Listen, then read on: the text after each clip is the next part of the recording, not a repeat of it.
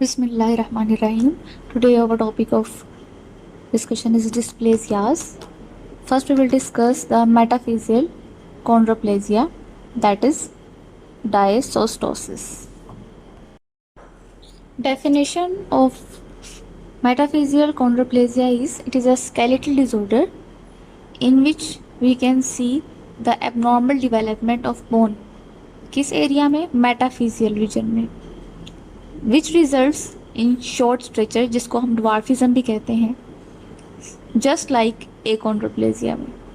ये भी ड्वार्फिज्म की सूरत है और ये इनहेरिटेड होती है ऑटोसोमल डोमिनेंट पैटर्न पे and it can seen from birth.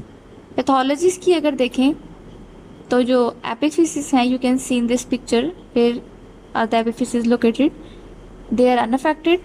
Metaphyseal segment adjacent to growth plates are broadened and mildly scalloped.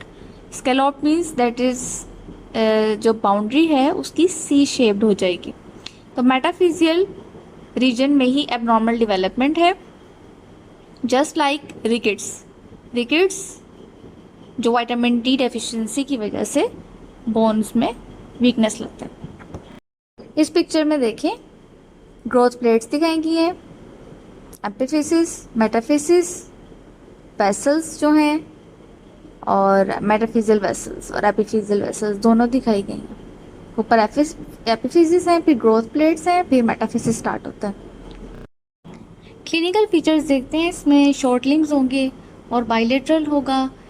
Hip side पे कॉक्सा वेरा कर हो सकता है और लेग वाली साइड पे बाउ लेग्स हो सकती हैं. कॉक्सा वेरा एक ऐसी कंडीशन है हिप की जिसमें अगर हम नेक ऑफ फीमर और ग्रेटर ट्रोकेंटर देखें तो जो नॉर्मल एंगल है इनके दरमियान वो 130 बनता है, लेकिन कॉक्सा वेरा की कंडीशन में लेस देन 130 हो जाता है. और अगर ग्रेटर देन 130 होगा तो उसको हम कॉक्सा वेल्गा कहेंगे. और बाउलेक्स जो है उसको हम जीनू वेरम कहते हैं, जिसमें नीज जो हैं वो एक दूसरे से दूर जाती हैं और पाँव जो हैं वो करीब हो जाते हैं, जो उसके मीडियल मेलियोलस होते हैं. उसके बाद waddling type of gait patient show करेगा, यानी कि जैसे छोटे बच्चे चलते हैं स्टेबिलिटी हासिल करने के लिए उसी तरह. और पोस्टर जो होगा वो पेट बाहर की तरफ निकाल कर चलेंगे, वो लाडोटिक पोस्चर होगा उनका. स्पाइन इनकी नॉर्मल होगी. जो डिफॉर्मिटीज़ हैं जो जैसे कि कॉक्सा वेरा और बाउट लेग्स की, इसी तरह मेन डिफॉर्मिटीज़ जो है अराउंड नी एंड हिप ही नज़र आएंगी ऐसे पेशेंट में. यहाँ पे मुख्तलिफ पिक्चर्स दिखाई गई हैं. Coxa vara, coxa valga, normal angle बताया है, फिर नॉर्मल कंडीशन और ट्रेंडी-लैंडबर्ग साइन दिखाया है. ट्रेंडी-लैंडबर्ग साइन क्या होता है कि जब पेशेंट वॉक करता है तो पेल्विस जो है अगर वो ऑपोजिट उसी साइड पर जो है वो ड्रॉप कर जाए, इट मीन्स कि उसकी ऑपोजिट साइड का जो ग्लूटियस मीडियस मसल है वो वीक है, जिसकी वजह से वो कंपनसेटरी जो है वो पेल्विस को डाउन करे ताकि उसकी गेट जो है वो नॉर्मल के करीब आए. तो ये weakness of gluteus medius muscle को शो करता है.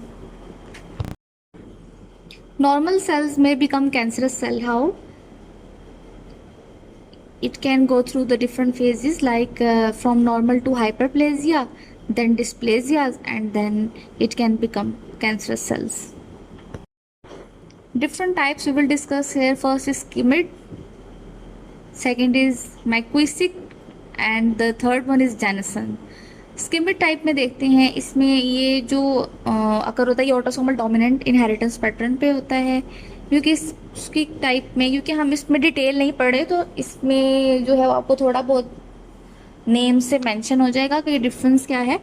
इसमें जो है मैक्यूसिक टाइप, ये स्पेयर हेयर ग्रोथ है, यानी कि जो है वो फासला होता है. जैसे लोग चीर भी निकालते हैं तो उसके बीच में ज़्यादा गैप होगा, इस तरह स्पेयर होता है. डिफरेंट जगह पे जो है वो हेयर ग्रोथ ज़्यादा प्रोमिनेंट नज़र नहीं आती है, बालों का कम होना होता है, पैच लाइक. और ये ऑटोसोमल रिसेसिव पैटर्न पे होगा. जो स्किमिड था वो ऑटोसोमल डोमिनेंट था, ये ऑटोसोमल रिसेसिव है और represent by entire different pattern and it is rare and most severe. और जब होता है तो बहुत सिवियर किस्म का होता है. जेनसन टाइप जो है वो स्पोरेडिक है, यानी कि ये पीरियोडिक टाइप है, इरेगुलर इंटरवल के साथ अगर होती है. और इसमें जो है वो डिफनेस भी इंक्लूड हो जाती है. ट्रीटमेंट क्या है इसका? या तो ऑस्टियोटमी करवाएंगे ताकि कॉक्स वगैरह को ठीक किया जा सके, टिबिया वगैरह को ठीक किया जा सके।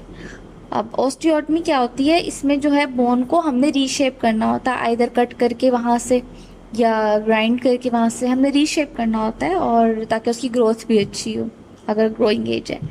तो ज़रूरी नहीं है कि बहुत ही सिवियर कंडीशन में देते हैं, नहीं, ऑस्टियोटमी जो है वो एक्यूट कंडीशंस में भी दे सकते हैं। और टिबिया वेरा बेसिकली जीनो वेरम को ही कहते हैं, बाउल लेग्स जिसे कहते हैं। नाउ डिसकॉन्ड्रोप्लेजिया, एनकेंड्रोमाटोसिस, ऑलियर्स डिजीज जिसे कहते हैं, Ollier's disease. In dyschondroplasias, masses of unossified cartilage persist within the metaphysis of certain long bones and the growth of the bone is retarded. Condition become evident in childhood, no cause and no consistent inheritance pattern. कि ज़रूरी नहीं है कि dominant हो और ज़रूरी नहीं है कि रिसेसिव ही हो, ठीक है, कंसिस्टेंट इनहेरिटेंस पैटर्न नहीं है इसका, और कॉज भी अभी तक इटियोलॉजी जो है वो अननोन है। जी अगर इसकी देखें तो एपिफिजियल रीजन जो है वहाँ पे कार्टिलेज प्लेट जो है उसमें एबनॉर्मेलिटी है, और ये मल्टीपल एक्सोस्टोसिस की तरह होता है। जो कार्टिलेज हैं वो डिस्प्लेस हो जाते हैं एपिफिजियल प्लेट से मेटाफिजियल रीजन पे, ठीक है, जहाँ पर एनकंड्रोमाटास बन जाते हैं। और ये आगे दिखाएंगे कि क्या होते हैं एनकंड्रोमाटास। और क्लिनिकल फीचर जो हैं, एक तो होगा कि लिम्ब उसका शॉर्ट होगा, जो इफेक्ट होगा। डिसऑर्डर जो है वो यूनिलेटरल है, वन लिम्ब और one bone is involve. Growth plates जो है asymmetrically involve, bowing of legs, distal end of the femur and tibia at the knee joint, और वेरियस एंड वेल्गस डिफॉर्मिटी हो सकती है एंकल जॉइंट पे। Ulna का short होना हो सकता है, and it can may lead to the bowing of radius, sometime dislocation of radial head. Small long bones, that is finger or toes, frequently contain multiple enchondromata and characteristics of disease and become numerous, so the hand is crippled। अब ये picture आप देख सकते हैं, इसमें क्या बना हुआ है, एनकेंड्रोमाटा। ये क्या है, ये बिनाइन कार्टिलेजिनस ग्रोथ होती है, स्टार्ट होती है मेड्यूलरी कैविटी से, और फिर कहाँ पे जाती है, मेड्यूलरी कैविटी से स्टार्ट होके फॉर्म्ड फ्रॉम द कार्टिलेज। तो ये एनकेंड्रोमाटोस वहाँ से स्वेलिंग लाइक स्ट्रक्चर होता है, लेकिन ये बोन ही ऐसी है, एनकेंड्रोमा बन गए हैं।